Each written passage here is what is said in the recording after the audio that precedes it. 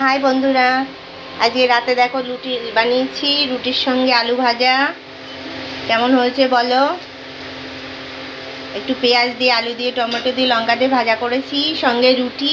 যতই গরম পড়ুক, খাবার তো করতেই হবে সবার জন্য, বলো কেমন হয়েছে রাতের খাবারটা জানিও কিন্তু।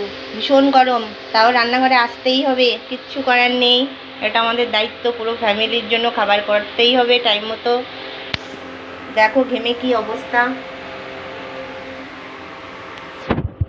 জানিও কেমন হয়েছে রাতের খাবারটা। এই রুটি করে উঠলাম, এখন এই আলু ভাজা এটা করব, সঙ্গে একটু ডিমের অমলেট হবে। কেমন হয়েছে বলো? এই গরমে আর কি করব বলো, এই করলাম, কিছু ভালো লাগছে না করতে আর গরমে।